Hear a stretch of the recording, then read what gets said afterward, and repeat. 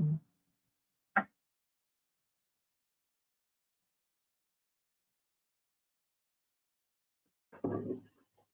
afternoon and welcome to Webinar Wednesday. We are excited about today's presentation featuring experts Chris Nowak, Senior Director at UHS, and Priyanka Upendra, Senior Director of Customer Success of Asimily. Chris and Priya will discuss medical device cybersecurity implementation at Universal Health Services. Webinar Wednesday would like to thank our sponsor, Asimily. Asimily is a leading provider of an Internet of Medical Things risk management platform. Asimily's IOMT risk remediation platform holistically secures the mission-critical healthcare devices that deliver safe and reliable care. Asimily provides actionable intelligence and integrates with various network security systems to optimize workflows and bridge gaps between healthcare technology management and information technology. Asimily is working with health systems of different sizes across the country. For more information, please visit asimily.com. A few announcements before we get started. We look forward to seeing many of you next week at MD Expo in Las Vegas. MD Expo strives to provide healthcare technology management professionals with a unique, intimate, and rewarding conference second to none. Please visit the handout section of the webinar dashboard for the pre-show planner for the expo. Let's give one lucky attendee the opportunity to win a newly designed Webinar Wednesday shirt by answering the following question. In what city and state are Asimily's headquarters located? You can find the answer by visiting our sponsor's website. Please use the questions feature on the GoToWebinar dashboard to submit your answer. As always, today's webinar is eligible for 1 CE credit from the ACI. You can obtain your CE certificate by completing the post-webinar survey. More details on this at the end of today's webinar. We'll wrap up today's presentation with a live Q&A. You can submit your questions anytime during the webinar by using the questions feature on the GoToWebinar dashboard. We'll get through as many attendee questions as time allows. As I mentioned earlier, our speakers today are Chris Nowak and Priyanka Upendra. Priya, you may begin whenever you are ready. Thank you, Jennifer. Good morning to friends in the West Coast and good afternoon to you all in the East Coast. Thanks for joining Chris and I today for the Wednesday webinar. Chris and I actually recently presented at the HTM Mixer in Kansas City in early September, and we actually received a very positive response to our education session that was focused on selecting and implementing a risk management platform for connected medical devices.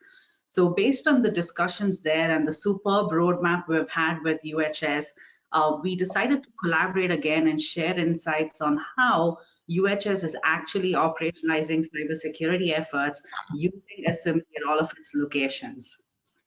So during this webinar, we'll each give our brief introductions that really helps those who don't know us and what Asimily and UHS are doing together. We illustrate some critical factors that facilitated the selection of Asimily at UHS, including how the deployment has been rather seamless and how it is working alongside with Chris and I, and how we're collaborating to develop integrated workflows for Chris's HTM team, as well as some success metrics and best practices that really improves the security posture of medical and IoT devices at UHS. So with that, my name is Priyanka. I go by Priya. I am the Senior Director of Customer Success here at Asimily, and I come from a healthcare technology management background for those that don't know me.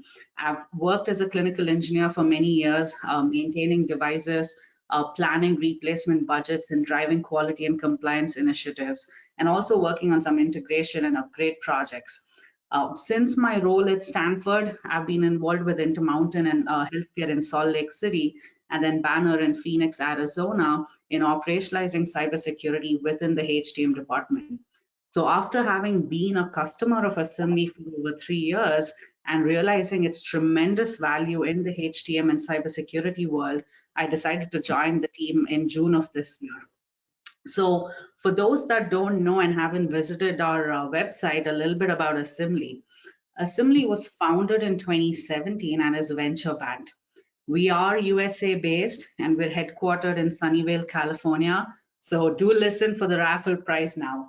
We do remain focused to innovate in healthcare, and we've won numerous awards for that, most recently by Stratus and Data Intelligence for product innovation. And we've also won several awards from Gartner, KLAS, and TIE. We have numerous customers and have scaled deployment to over 1,700 sites in the United States. We're also expanding outside. Our leadership team, and this is the best part, is it's very diverse, and we bring a lot of expertise in the HTM area, in cybersecurity, networking, wireless technology, engineering, and analytics. So you know that what we're providing to you in the product is the best of the best. Our advisors include Steve Grimes, Axel Worth, CISOs from health systems, and former CEOs of Symantec, Blue Coat, and established companies. So we're really working and getting that advice from the brilliant minds in the industry. Chris, almost everyone in the industry, they know you. So why don't you go ahead and introduce yourself and UHS to our attendees? Great. Thank you, Priya, and appreciate the introduction. My name again, Chris Nowak. I work for Universal Health Services. We are a healthcare provider in the United States. We also do some behavioral health in the UK and the Caribbean. We have 28 acute care hospitals in the United States, spread across the United States. And today's presentation is going to focus, a lot of the information is surrounded the acute care side of our business, because the BH side of our business doesn't have a whole lot of technology from a medical device perspective, as you might imagine. But the acute care hospitals are spread across the United States. They range from teaching hospitals to community hospitals. And our HTM team is a little over 100 people strong. And we're always looking for great candidates to join our team. We have several director positions open as well as technician positions open. So go to our website and see what UHS is all about. Thanks, Priya. Thank you, Chris. So really, let's get started now and just talk about today's landscape. So really, when you look at the image on the slide here, you're going to see that our industry as a whole is just evolving tremendously. And in the cybersecurity space, adversaries are changing rapidly. So when you look at adversaries, it started off with individual hackers that really wanted to prove their abilities and attain that fame and name in that cyberspace. However, that has grown, and we're now dealing with sophisticated and targeted attacks from criminals, hackers that are hired to cause disruption, hackers that belong to nation states where they operate due to political reasons. So with the evolution of the adversaries, we've also seen that the motivation behind cyber attacks has changed. So those that wanted to make a name or fortune now have moved into a space with criminal and political motivations. So with that growth and expansion of adversaries and motivation, we're also seeing shift in the targets of these attacks. So hackers in the beginning really wanted to bring down individual computers and systems and steal information. But when we look at the recent attacks, and I'll actually talk about that in my next slide, it's evident that the targets are now the critical infrastructures and assets in those infrastructures, and attacks are now intended to really cause chaos and disruption in our society and economy. And along these, the objectives of the adversary have changed too. It used to, again, be individuals that wanted that intellectual simulation, write creative codes and bring down computers. But now it's really groups of attackers that want to build on that illegal economic transaction and then create a shadow economy. And hackers are also hired for spying on governments. They're also hired to obtain politically relevant, sensitive information. And eventually they want to undermine authority in the society. So with that, let's actually talk about some widespread attacks here. So we've understood that the landscape is changing. And as we relate to the motivation and objectives and targets and types of adversaries, You'll actually realize that when we talk about these attacks here. So the SolarWinds attack, which was discovered in 2020 of December, the hackers actually campaigned for that attack for many months, even though it was just discovered towards the end of the year. And Microsoft actually made a statement that this was one of the largest and the most sophisticated attack that the world has ever seen. And what this attack actually entailed was that there was a malware introduced in the network management software provided by SolarWinds, and that was actually used worldwide by many organizations. And when this attack happened, it impacted over 18,000 organizations. Microsoft alone assigned about 500 engineers to investigate this. And then there are estimates in the research reports that there were around 1,000 hackers that were hired to create this attack. Another widespread attack that really changed a lot within our administration is the attack on the Colonial Pipeline system that led to the shortage of fuel in the East Coast. So this ransomware attack took down our country's largest fuel pipeline that really runs from Texas to the East Coast. And according to researchers, it was a result of a single password that was compromised. So hackers actually gained access into the company's network through a VPN account that was normally used by employees. And then the hacker, it said that he got access to, or that person got access to the credentials through a batch of leaked passwords on the dark web. And then the VPN account that was used really did not have any multi-factor authentication or anything. So the company couldn't really identify who, or was it the person it said it was, or even why someone was accessing the network during those times. What we do know from publications is about $4.4 million was paid as a ransom, but then almost 100 GB of data was already stolen by then. If the company hadn't paid the ransom, the hackers actually said that they were going to leak that data out. So this Colonial Pipeline attack really catalyzed President Biden's executive order to strengthen cybersecurity for the critical infrastructure. Two other attacks that have affected our society is where hackers got hold of COVID-19 patient data and sold it on Telegram, Snapchat, and other social media platforms. And that really affected patients that are already vulnerable. And another one was where, we're amidst a pandemic that's not over yet, and hackers really didn't care about that. They just didn't, see what impact this hack was going to have. But then they actually stole data, the vaccine data from Pfizer, and then leaked misinformation that actually affected public's trust in the vaccine effectiveness. So with this, what we need to understand as an industry is that adversaries are growing and attacks are becoming more sophisticated. So it's really not if attacks happen, but when they happen and how bad the impact will be. This really is why we need intelligent technology platforms like Asimily that lets us identify what assets we have, secure our assets, protect our business, patient, and the data in a more proactive way. So with Priya? that, Yeah, Chris. Priya. Yeah, Priya, can I expound a little bit upon that? I think I want to bring it home to some of the local HTM departments with regard to access to our networks. We probably all have service agreements with different vendors, whether they're OEMs or third-party vendors. And one of the things that we should be doing is understanding who is coming into our facilities and what kind of access to our networks that they have. As Priya described to you, some of these attacks, was usually a piece of malware. That malware doesn't necessarily have to come from outside the organization.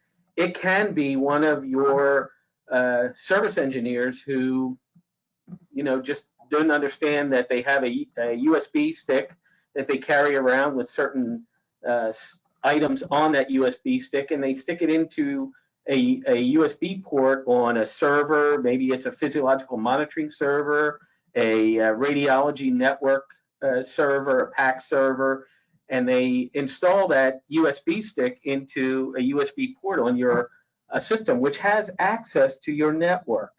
So it's important that you document, if you have a CMMS, a robust CMMS system, document who from those organizations, whether it's OEM or third party, who has authority to come into your facilities, names. Also make sure that your OEM or third party, what is their process when a patient or when a technician gives notice that they're leaving the company, or perhaps maybe that there's some type of a problem with the company where they terminate that employee, fire that employee. Make sure that you get notice that that employee's been terminated so that you can harden your network appropriately if they still have access or credentials to your network. Thanks, Priya. That was a very important point. And another thing to notice, and something for all of you to work on, is go back and look at all of your vendor accesses and see if there are any service accounts that are being shared by multiple service engineers. So that's something to revisit with your service providers, your authorized service providers, and other vendors as well. Perfect. So with that, Chris, I do want to discuss some current responsibilities at UHS and what we also see in other health system customers in this medical device ecosystem. And even though we have a lot of players, called within the stakeholder group, what I want to focus on is the IT, the HTM, and the supply chain. We typically see that IT or cybersecurity is the group that establishes governance framework for all of the assets or the information technology assets in the organization. And they also develop guidelines and operational processes to adopt those guidelines. And then this is the group that also drives the placement of appropriate risk reduction controls within the organization. And those risk reduction controls can either be mitigation, where preventive measures are taken to reduce the probability and the severity of a risk, or it could be contingency, where you're just focusing on reducing the consequences or the severity of that impact, or transferring the risk, where you probably have a cyber insurance of some sort, or if the probability and the severity are low enough, you can actually accept the risk. So when we have HTM with HTM groups, the primary responsibility is really to acquire, to securely deploy, and then maintain these medical devices so they're actually protected against any cyber compromises, and then drive the engagement with other stakeholder groups in the organization. And then we have supply chain, who all of us really relate to help manage procurement and then contracts. And then they have certain controls in place that prevent us from buying obsolete or unsupported devices. So Chris, while all of these are normal responsibilities, is there any particular area where you've seen that improvement within UHS as you've adopted Asimily? And also, how has the collaboration between HTM, your supply chain, and IT improved by using Asimily and the data insights that you see within Asimily?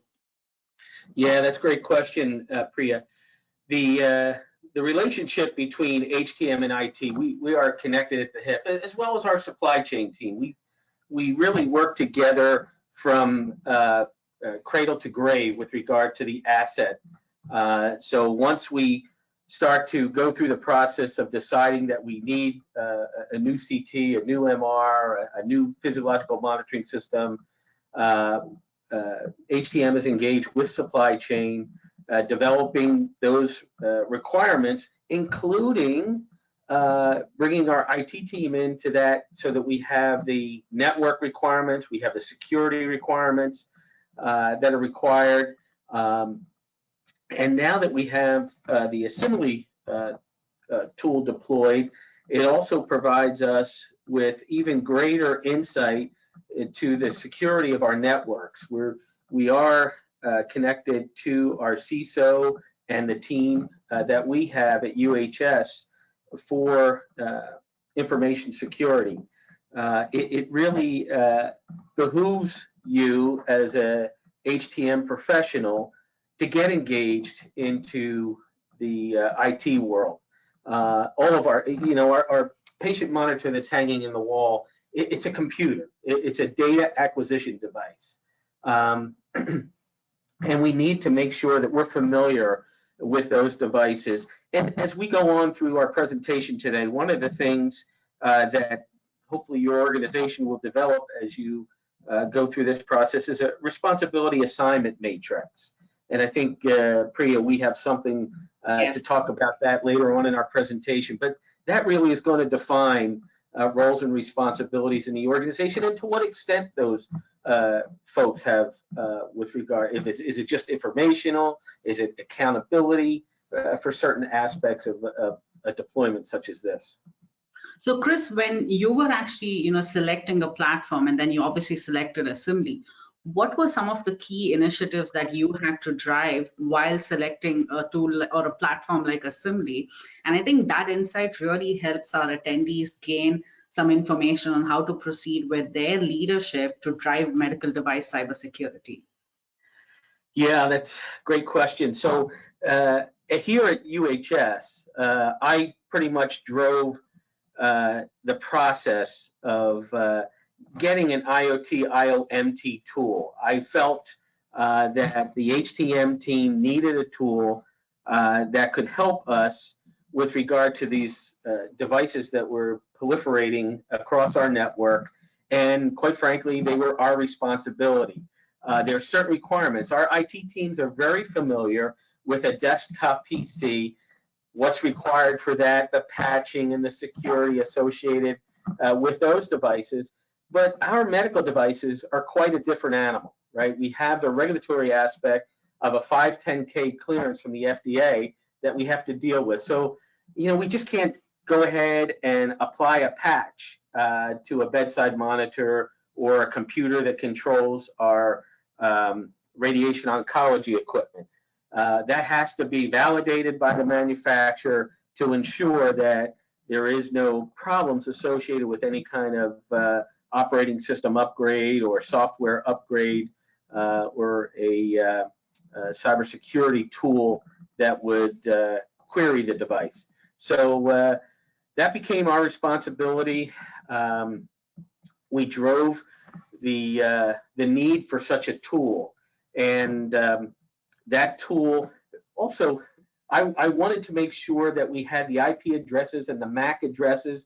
And you folks out there on this call, you may hear from your leadership at your facilities about this same information that they desire, because the IT team, they may know the IP address that's assigned to the medical device, but they don't understand the medical device. They may not know what type of device it is or where it's located. So by selecting a tool like Asimily, which sits and listens to the network and gathers all of that data that I've just been speaking to, make, model, serial number of the device, IP address the device is communicating, the MAC address of that device, all that information, that metadata is being transmitted across your network, and Asimily is there listening.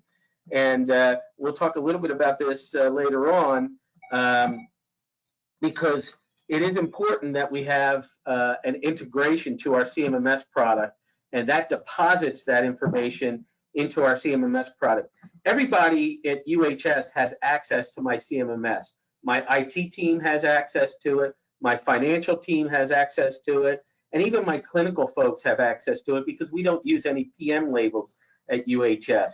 All of that is online. We exploit the CMMS product, and our nurses, our rad techs, our lab techs, they can all just click on the application and look to see when the last PM was done and when the next PM is due. Thank you, Chris. I think that's a great example where you said, if you don't know what the features are within a medical device, it's really hard to support it. And that really takes me back to one, study I was reading about Boeing 737 MAX. They were in a really high competition to meet, what Airbus was doing and really introduce a new, more fuel-efficient product. And then that's really what gave birth to 737 MAX. And what they didn't realize was that MCAS system would actually have a lot of effect on how the pilot is controlling the, airplane. So what we learned from that incident, and you can go back and just Google about 737 MAX and what Boeing did and how that investigation happened, you'll actually you can relate to what's happening with medical devices. So if you don't know how the out-of-the-box configurations in a medical device work, or what are the threats or hazards from that, it's really hard to protect it. So with that, let's go over some of the key features within Asimily that actually impress the UHS team, and then features that they're currently adopting as we implement Asimily across all of their sites. So the first and foremost that I talked about, and the most important criteria in selecting and implementing a platform, is to have an accurate inventory of your connected assets. What Asimily does is passively captures the network traffic and analyzes the packets in that traffic to identify and classify the devices. So when Chris was talking about certain IT parameters, Asimily is actually able to utilize deep packet inspection and other proprietary parsing protocols to extract fields from that network metadata, and then we actually validate that to provide more richer, more meaningful information to the health systems, which is all of those 100+ attributes. So different attributes on the medical side, different attributes on the IT side, and different risk-oriented attributes. So what you're actually getting, as part of being the HTM and cyber professionals, is you can verify what those assets are on the network. You can understand the risk profile and then plan how to manage these devices. So in cases where devices were brought into the organization without HTM or IT knowing about it, when you identify assets from what's connected to the network, you're then letting HTM know that, hey, we need to complete incoming inspections, we need to document it in the CMMS, or if you have an integration, that's again a seamless process for you. So now you're also ensuring regulatory compliance there. So I know with UHS, we did come across some devices that were hard to identify or profile, or devices that had open ports where, as HTM professionals, we were relying on the installers or the manufacturers to configure things properly, but then we didn't know that there were certain inappropriate configurations or insecure ones. So Asimily really showed the UHS team where those risks were and how best we can manage that.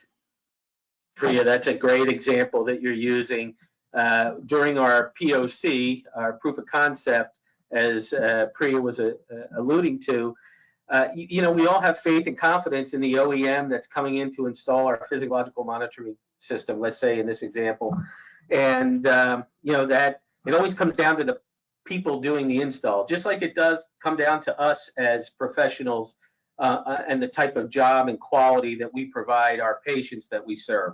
But in this situation during the POC, 90%, well over 90% of the devices were configured properly, but there were a couple that had some wide open ports. And it was very easily found using the Asimily tool during that POC.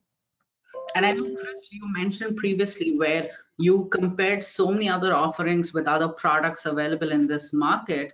And what really impressed you about Asimily was the cohesiveness of the data, is where you really didn't have to struggle with correlating data sets. Asimuly's team is there to help you with that and to really refine and provide more meaningful information on the user interface. That, I just have a screenshot of that here, but you can actually see that it's very interactive, it's very easy to use. And if you actually compare, I don't know how many Android and Apple supporters there are, but we really believe in the ease of functionality, with that user. So that's really what you're going to see within the Asimily product. The second and another most important criteria, that really benefits the HTM and cyber professionals within HTOs is vulnerability management. Where Asimily really stands out is it just doesn't display all the common vulnerabilities and exposures that we come across. We actually identify the vulnerabilities, we do an analysis, and then provide rationale around devices that are more likely to get exploited, and devices that HTOs and UHS in this case need to prioritize to actually remediate. So this is again where Asimily stands out, is because one, when you have thousands or hundreds of thousands of devices, and then you have another hundreds of thousands of CVEs, prioritizing the remediation work can be very challenging. So if you have a technology platform like Asimily that actually provides the prioritized list and then provides you remediation recommendations that make vulnerability management less overwhelming, then that's really something that benefits in the true sense. So when I talked about adversaries and the various techniques that they use based on the intent that they have to cause an attack, what Asimily does is you actually does an exploit analysis by reviewing the current configuration or the settings of the devices, and then what potential techniques that an attacker may use to exploit a vulnerability. So now if that vulnerability hasn't been fixed, you can say, hey, you know what, I'm going to see a risk because that could be a vulnerability that that attacker may potentially exploit, and then that might impact my business or my operations. And even that, even the recommendations that we provide, and you can see this on the screenshot here, it's really outside of just patching or segmentation. So for example, you can just say, you know, I'm going to protect this device by stopping network file share, or I'm going to block the RDP port on the device. So those are very much doable. And, you know, we understand the context of that device in that clinical environment. So the suggestions that we're providing is actually very viable in that, you know, environment of care and in that patient care environment. Yep, Priya, I know we don't get too much into the weeds in this presentation, but just for our teams, again, just to demonstrate how close we work together with our IT brethren on our team. One of the features and functionality of the Asimily product is the ability to integrate with your network access controller. We use Cisco ICE as our network access controller. There's other products out there like Forescout and things like that. But the other thing that Asimily does is we'll provide ACLs. Access control is for suggestions for different vulnerabilities or anomalies that they see. So it makes it very easy for your IT team to develop the appropriate ACL for your NAC. Superb. Thank you, Chris. That was my next point here. And the third most important criteria, and one that's very beneficial to have visibility of your network medical devices, and then applying certain policies and enforcing compliance within the organization. What's important to notice here is, let's say you had certain guidelines and standards within your organization. You mostly have that in paper. How easy or how feasible is it to enforce that in that environment with all of your assets? It's really challenging, and it can be a can of worms. What Asimily has shown UHS is that it can create any policy, any rule set on any device with any parameter. So for example, if UHS wants to track devices that are using RDP to connect to an external IP, that's something that they can create a policy for. And then, you know, if that happens, they can actually get alerts almost real time, and then, you know, they can actually do remediation. Adding some more detail, you know, you can get into the very detail. I mean, you can see this on my screen here, where we're recognizing medical devices that use RDP to connect over any port to, you know, external IPs. You can set additional rule sets that say, you know, if I recognize even as low as 1 megabyte of data being transferred using this service, I want to get an alert. And that's something that you can do. And believe me, you'd be amazed at what happens with your medical devices when you're not around. The point being that, you know, a hologic mammography computer that's connected to your mammography system. At 2 o'clock in the morning, somebody wants to decide to go ahead and do their Phoenix University education sessions. So it's things like that that are provide vulnerabilities for you as a HTM professional that this tool really gives visibility to, and then you can take action and just whisper in the ear of your radiology director, hey, it looks like somebody's having some time throughout the night doing their education sessions. It probably shouldn't be done on the hologic computer, perhaps maybe another computer that is on the guest network, not on the production network for medical devices. Chris, great point again. And those are exactly some of the things that we can set policies for, or, you know, we can just manage anomalies. So any deviations in the standard behavior of the devices. So you can actually understand what that normal or baseline behavior of a device is. And then if there are any deviations from that, you can identify it. So I can probably even set a policy that says, hey, I want to look at all of the ultrasounds communicating to the PACS server. And, you know, maybe they communicate to the imaging workstations that's assigned to them. But then if a ultrasound is actually communicating to a patient monitor or to an infusion pump or to a perfusion unit, that's something that it's not supposed to do. So I can actually get alerts and I can immediately triage those. And then I can manage how my devices behave and do what they're authorized to do on the network. Another one of my favorites, and this is something I say being a HTM professional working in quality and compliance, reporting is always one of my favorites. Asimily actually has numerous predefined and canned reports that UHS and our other customers use to manage the inventory, to manage cybersecurity work, and to manage other operational aspects as well. In addition to the canned reports that we have, users can also create custom reports. So for example, UHS being geographically spread out, what they've done is they've created user privileges for each user's account, so that if a user at facility A wants to log into Asimily and take a look at it, they'll actually look at all of the data and the insights just to that facility. They don't have to get overwhelmed with looking at all of the volume of data belonging to all of the facilities of UHS. What that does is really eases the stress with having massive amounts of information and trying to work with that. Another benefit that we really have, working with UHS and other customers is how fast our engineering and DevOps team is. Whether it's creating custom reports or creating certain features that help them measure their work accurately, we have a very fast turnaround with that. And what you see on the screen here is just some of the canned reports. This is really not an extensive list. We have quite a few, probably at 50, 60 reports. So you have a lot to choose and see what you want to take a look at. So with that, Chris, let's talk a little bit about deployment of Asimily. We know that very detailed planning was done. We collected, deployment is basically just a plug and play thing where we collect certain technical information from your team at UHS, and then that'll actually help us configure the appliances, or what we call as edge appliances, which then, passively collect data from your network. And due to that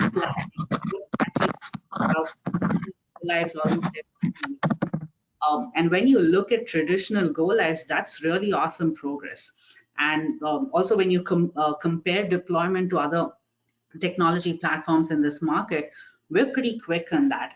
And the reason I want to mention it is because, without talking about other providers in this space, Asimily itself is staffed very effectively so that UHS or any other customer for that matter gets our full attention from start to finish, whether it's deployment or adoption of the platform or even understanding insights from the platform.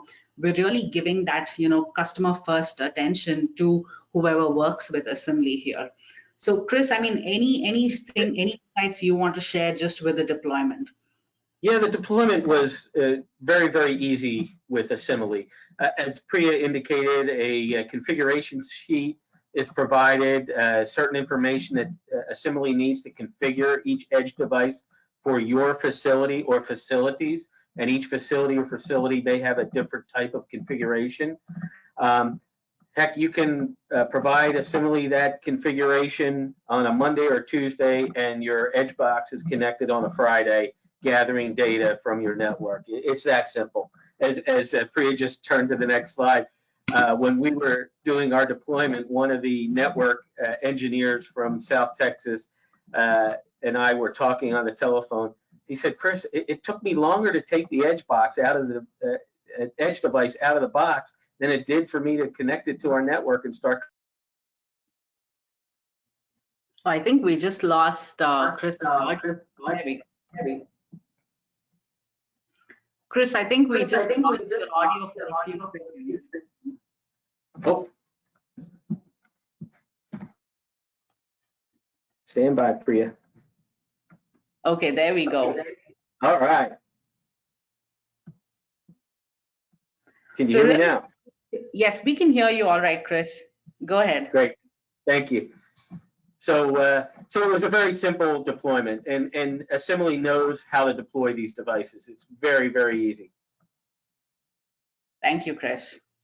All right, so I know we've talked about, features. We've talked about what were some of the more impressive things that, UHS is doing using certain features and functionalities of Asimily. Let's talk a little bit about just the adoption. One of the important things for Asimily and UHS was to have a platform that integrates and communicates insights with other tools in their environment. The other tools include AIMS, we have Logarithm, we have Cisco. So basically you have your CMMS, you have your network access control system, and then you have your security event management tool here. So with these integrations, UHS is actually able to consolidate the inventory and then ensure that it's accurate to the fullest extent. That's with AIMS. And then also look at security alerts and events and then manage it with the cross-functional work group. So, having an integration with Logarithm that'll actually allow them to use data and the insights from Asimily effectively with those in your security operations center or in your other IT work groups. And then also if we identify any anomalies and then that's displayed on Asimily and you have an integration with your NAC system, now you're also able to generate access control lists and then enforce policies through that other system. So if you want to quarantine a device or you want to segment a device or block a certain user or communication between two devices based on what you see on Asimily, you're able to actually do all of that. And integration is really not a huge effort on our end. Our engineering team is fabulous. So we've had numerous requests. So whether it's your and we actually integrate with numerous CMMS in the market. Same thing with your SIEMs, your NACs, your firewall systems, all of it. So you can actually see some of the most common attributes that we transmit. We have some sort of a unidirectional or bidirectional communication is just for those IT attributes, which are otherwise hard to collect, with the manual effort that your biomeds do. Yep. So again, a lot of benefits with these integrations. Yeah, Priya, that, and again, fat fingering and using a manual process to gather that information is a heavy lift for our HTM professionals, right? We're typically very, very busy these days, and trying to do all that manually was not a successful plan for UHS.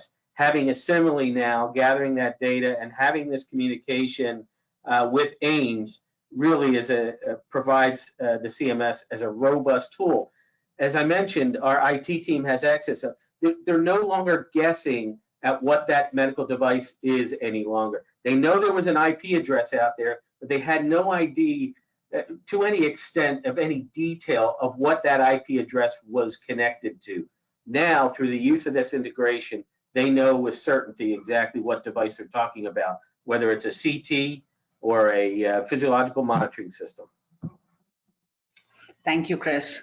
Along with that, the next fun part, you have your technology, you have your metrics, all of that. What's important is to have the processes to use that technology better and then define roles and responsibilities. This is actually a screenshot or a inspired version of what we have in the AMI HTM Cybersecurity guide from 2018. So for those that haven't taken a look at that guide, please do. There's a lot of valuable information in there. So RACI is a very useful framework that allows you to detail activities in a certain program or your process, and then allows you to define who is responsible, who's accountable or informed, and who is consulted to ensure completeness of that activity or the deliverable.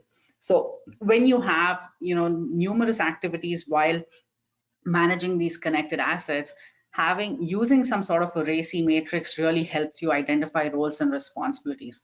So for example, let's say, activity where you want to provide oversight of all activities for medical device cybersecurity.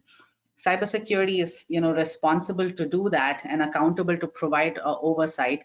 But then you have your IT, your HTM, and your vendors that are consulted to review configurations, to review the remediation that has been planned.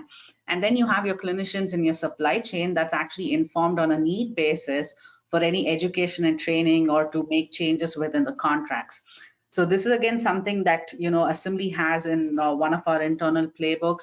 We make sure that as we adopt a system like UHS or any other customer, we're also helping with some of the adoption on this side where, okay, you're looking at all of these data and this is massive amount of information. How can you best consume that? And what we can make our suggestions based on the expertise that we have within the company on how you're going to make use of the data so that you have efficient processes. Another thing, when you have your technology, and now let's say with the RACI, you've figured out your processes as well, it's also very important to measure how well you're doing. I know with UHS, Chris and I were revamping the metrics. we're actively discussing with IT and with cybersecurity on what metrics would make most sense to measure. What we see on this slide is, right, let's say, for example, anomalies. If you want to ensure visibility of the network devices and then properly triage any suspicious activity, you can actually track the number of anomalies and then the steps that you take to see that number of anomalies go down or up over a period of time. That's one. Another metric is to, with vulnerability management, is to measure when a particular vulnerability was identified and when that was actually addressed. What that let you know as an organization is the time it took to remediate that and then the level of effort needed to do that. Chris, anything to add with success metrics? Nothing to add, Priya. I just think the defining your goals through the use of the system is an important piece of the process. Without defined goals, you're not really gaining any traction on, in my opinion, on the overall security strategy. So I think make sure you have some defined goals on what you want to do and accomplish with this tool. Yeah. I mean, think of it as, your HTM program, and you know how many devices you're managing within the program, and you have to do your PMs, and obviously you'll have your CMs with all of the repairs coming in. What is the reason? I mean, you all of you actually create reports for that. You share it with your environment of care, you share it with your leadership. If you actually don't know why you're measuring a certain PM goal, or let's say if you have 100% completion, why are you even measuring that? What's the actual reason behind it? You want to measure it as 100% completion because you want to ensure that that device was checked properly, all of the functionalities are running, and it's actually safe to go into for patient use. So the same thing with technology adoption. This being such a big change in our industry, the adoption of passive network monitoring tools. When you have business goals identified and you have a key performance indicator and then you have metrics, you're actually realizing the return on investment or return of that tool's value. So that you really need to think about some key success metrics here. Yeah, Priya, just for me to go on a little bit more. So, we're Priya's obvious focus is on the cybersecurity aspect. From the HTM professionals aspect, there are some additional things that Asimily gives to us. One of those really important pieces is utilization of devices. So, we all do capital planning on the HTM side, and we get these capital requests in. Hopefully you're involved in the capital process and you're either approving or assisting with the cradle to grave, if you will, of a medical device asset and giving advice. One of those pieces of advice should be utilization. So, we always see infusion pump orders. Well, we can't find infusion pumps, so we're going to order another 100. And with Asimily, you can see your utilization because those devices are detected on the network, and you can see, how many devices are in your inventory, and you can see at any one point in time how many devices are connected to the network, the average amount of devices connected to the network, and you can extract your utilization of those devices. A CT scanner, you can do the same thing with a medical imaging device. A CT scanner that's connected to how many procedures they're doing a day. Somebody wants to upgrade or buy a new CT scanner, and there's two reasons. It could be that it's not used because it's an old system and it should be upgraded, or it's not used because we lost a physician and the referral base has gone away. So there's a lot of information, not just the cybersecurity aspect that Asimily provides to the HTM professional. Chris, great point. And I know I'm actually laughing here because I missed that because, we've had utilization in Asimily for like far too long, and a lot of other products are really, releasing that as a feature now. So I really just missed it off my mind. But then when you're actually looking at capital planning or, planning maintenance strategies or even planning AEM for that matter, we have utilization, metrics, data within the Asimily portal that'll actually help you, look at redistribution of assets. So if you're talking about surge response efforts, you can actually see what devices are being used the most, what's not being used, or what's hidden where, and actually repurpose a lot of that. So, you have a lot of planning work that is facilitated with the utilization data from Asimily. Same thing with capital planning and replacement budget planning. So you have your devices, you have your risk profiles from a cyber perspective, but then the metric that was previously hard to track was utilization, unless you had that constant communication with nursing or with the physician community. So now you can actually go in and see, here, I have all of these network devices. Let me go back and see, are they being used? Or if it's imaging, how many scans were being done? What type of scans? When was the data even transmitted? Or even things like your planning maintenance strategy, and you can actually see on Asimily, you have a device that's just being used between 10 p.m. and 1 p.m. So you have the rest of the time where it's actually unused, and you have a month-long trend about it. You now can plan your maintenance to be done after, say, 1 p.m. or 2 p.m. when that equipment is actually available. So all of that data is already available. It's not a new feature or anything. So Chris, thank you for reminding me about that. Well, you said return on investment. That was the magic word. And we're getting more and more value out of this product every day that we use it. Thank you. I know we've had that for quite a while now, and a lot of our customers are already using it. So it just missed my mind. But hey, yeah, it's available in Asimily, and if you guys need to understand how to use the utilization feature, contact us, and we'll be happy to go over that with you. So with that, I know we have a few minutes. I did want to just touch base on some of the best practices with UHS. Obviously, Chris is leading, the HTM program there, one of the best programs in the country. Related to operationalizing cybersecurity using Asimily. Obviously, detailed planning was done. Chris has a HTM cybersecurity playbook as well, with policies, procedures, and guidelines, and he's collaborating with his IT counterparts to finalize those. And then all user roles have been set up for each facility, and then data sets have been assigned based on each person's roles and responsibilities. And then there's a routine reporting of the inventory, the cybersecurity, and the operational metrics. So the operational metrics is where we look at the utilization. And I know we have a few sites pending, and that deployment is going on. In fact, next week we have 2 or 3 sites as well.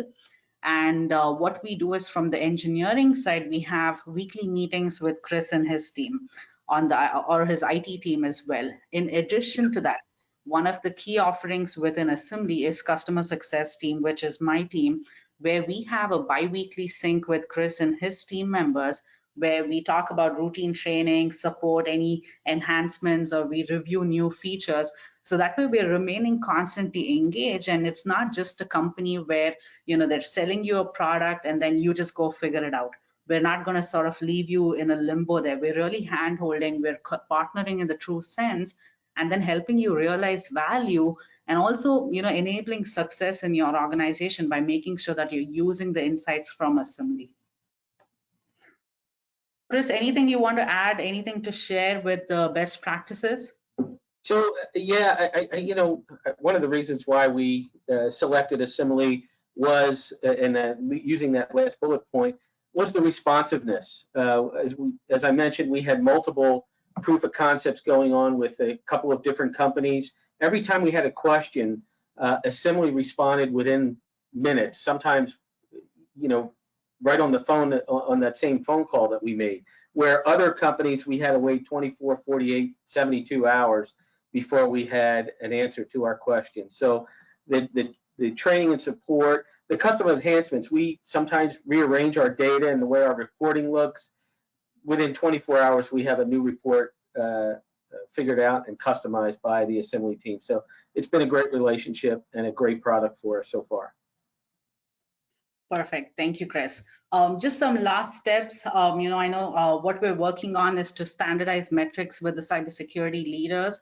We're implementing documented practices across all of the sites so that operationalizing is actually more meaningful. Also, the goal is to complete deployment at all of the sites, and also complete all of the planned integrations. So with that, I know we're done and we have a few minutes. We can actually take some questions here.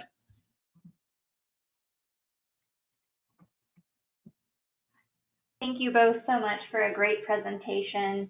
We do have some questions that have come in, but as a reminder to our audience, if you have a question for the presenters, please use the questions feature on your GoToWebinar dashboard, and we'll get to as many questions as we can. Our first question is, did UHS adopt the NIST cybersecurity framework to drive the proof of concept pilot with Asimily, and how? Yeah, so that is a great question. And specifically, did this tool drive the proof of concept of adopting the NIST cybersecurity framework? No, we were already on that pathway on the IT side. This was a tool that just enhanced that. It really provided us the closure. You know, our IT team has many tools that they use to look at the network and the security of the network, and the amount of data can be daunting. I think the Asimily tool has really helped them focus on what's important rather than the white noise that can sometimes get the attention and waste time, precious time and resources for an appropriate response.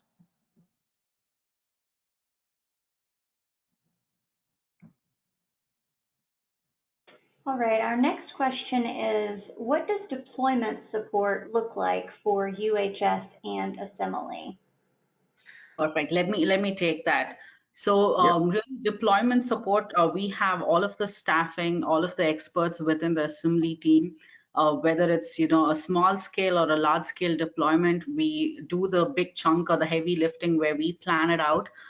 Even if you have shortage of resources where you don't have a project manager to help you guide through that deployment, we will do that with you and then really drive the deployment from start to finish. And then we're communicating on a weekly basis, if not more often.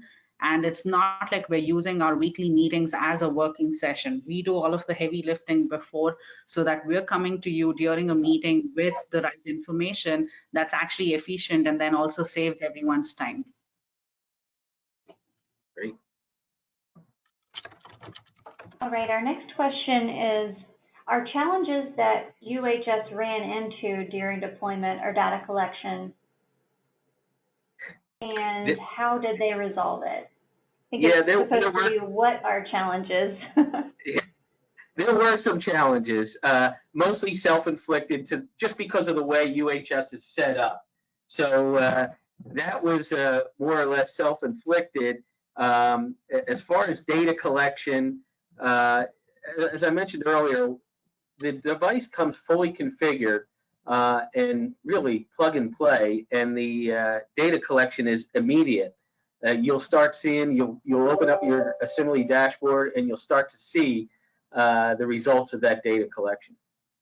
I think let me add to this, Chris. With data collection, and then let's say you have a confidence interval of 99% that you want to capture the data, you are going to hit some roadblocks.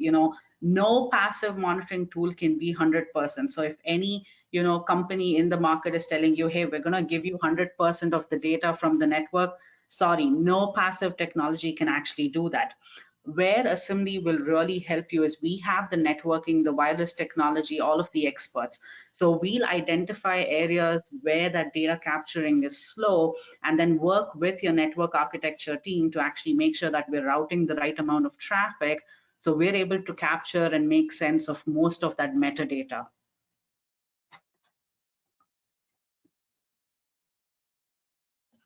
And as always, I mean, if anyone has, any questions, our emails are up here. Feel free to email us. And if you have any questions with pricing, how we're licensed, how, what the process is, feel free to reach out, and happy to go over that with you. Thank you, Priya. And just to our audience members who did ask a question, please note that we're out of time, but I will pass those questions along to Chris and to Priya. So thank you both for your time today and for a great presentation. I'd like to encourage everyone to visit today's sponsor to learn more about the services they provide to our industry. Please visit asimily.com. And a quick reminder to our audience that you can obtain your CE certificate by completing the post-webinar survey. It will be emailed to you 1 hour after the end of today's webinar. You must complete the survey to receive your 1 CE credit, and you'll be able to download the certificate instantly once you've completed the survey.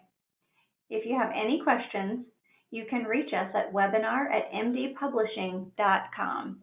We'll be back soon with another webinar. Please visit our website, webinarwednesday.live, for more details and for complimentary registration.